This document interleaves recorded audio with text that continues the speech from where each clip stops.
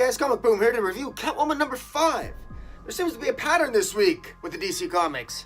They're very somewhat decompressed. Not a lot happens in Catwoman number 5. Sort of reminds me a little bit of Superman number 5, where not a lot happened other than General Zod showing up at the end. But Catwoman number 5 is much better. Why? Because we got Joelle Jones on the art here, and she's fantastic with Laura Elford on the colors. This is really great. This is Selina. Last issue left off with Selina Kyle visiting her sister Maggie, who's basically sort of institutionalized.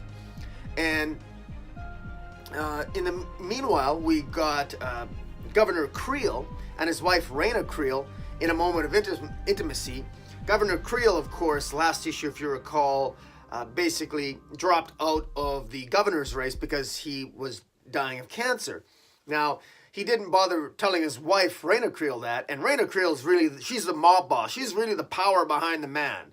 All the power lies with her. And her husband never even bothered to tell her that he was dropping out of the race. That pissed her off. So in this issue, she uses this, there's this new drug that she's created. Now, Raina Kreel is this sort of like this old, decrepit old lady, but she always looks generally pretty good. And that's because she's using a drug of her own devising called it's based on the word narcissist, but narcissine or narcistine is the name of the drug. Anyways, it's pretty cool.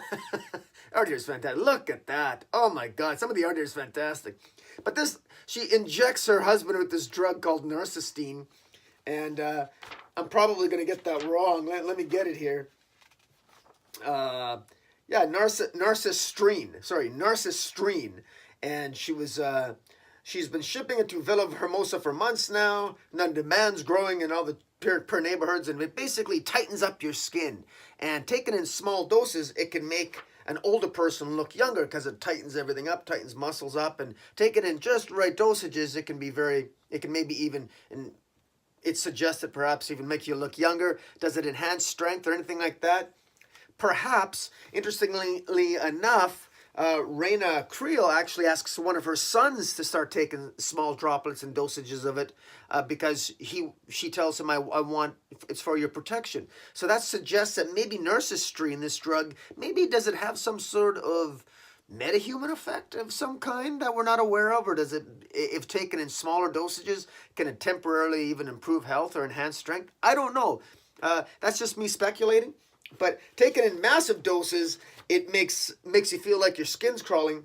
And when she injected it to her husband, Governor Kreel, he actually carved his own skin up. And of course, then Raina Kreel is pretending that, oh my God, look what happened to my husband. And in the meantime, Selina Kyle is protecting her sister Maggie from the doctor that tried to inject Maggie with this drug, narcistrine, we assume, in the institution. And what Joelle Jones does so well here with colorist Laura Elford is that she juxtaposes the scene. She goes back and forth between the two scenes of what's happening in the institution and what's happening in Governor Kreel's bedroom. So as Raina Kreel is slowly slowly injecting her husband with narcistrine, that's juxtaposed against the scene of the doctor trying to inject Maggie Kyle with narcistrine, while Selina Kyle is stopping him. And so the whole issue goes back and forth between these two particular fight scenes, these two scenes, and they're very well done. And the layout, it's so beautifully done, beautifully structured.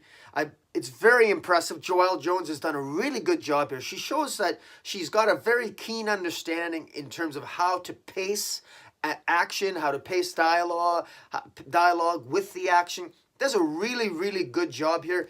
Brian Bendis, he should take notes because she knows what she's doing, I tell you. She does an amazing job here.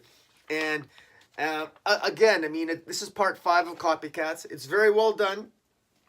And while, I got to say, while not a lot happens to really move the plot forward, I think it's necessary because it shows Selina Kyle sort of, getting angry and frustrated with her situation, that, she's there she's talking to Maggie. She's still depressed about the fallout of the wedding issue in Batman number 50. And while she's frustrated, and while she's she's visiting her sister, that's why she moved to this city, is because that's where her sister Maggie Kyle was institutionalized. So she's there to take to look after her sister. But meanwhile, the mob run by Raina Kreel, they want to recruit Selina Kyle. She doesn't want to be recruited. Just stay out of my way. She wants to mind your business.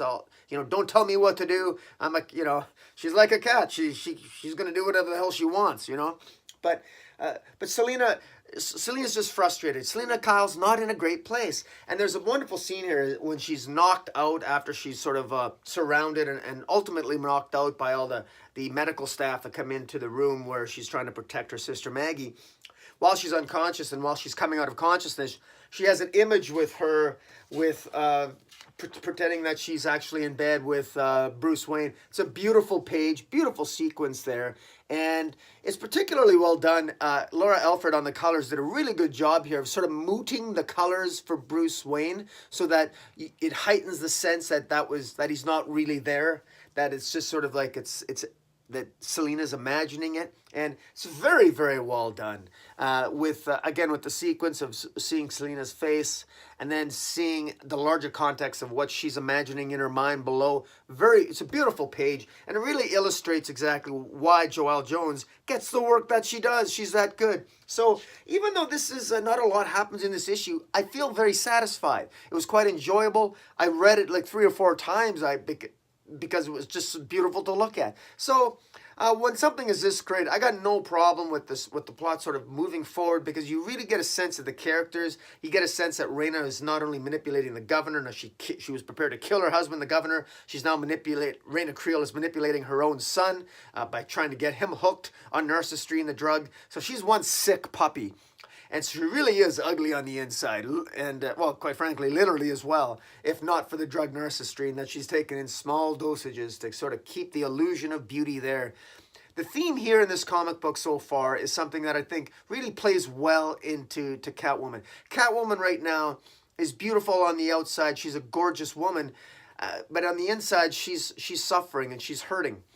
But at heart, she moves forward because of her love for Bruce Wayne and her love of her sister. Meanwhile, you juxtapose that against Raina Kreel, who's the governor's wife, where she's literally filled with resentment, hatred, genuine narcissism in the extreme, actually naming the drug narcissistic, and always manipulating everyone in her life and needing to control all aspects of her life. So Raina Kreel is a villainess who's very much in control of everything that's around her and demands to be in control of all aspects in her life, including the city upon which she considers herself sort of like the mafioso.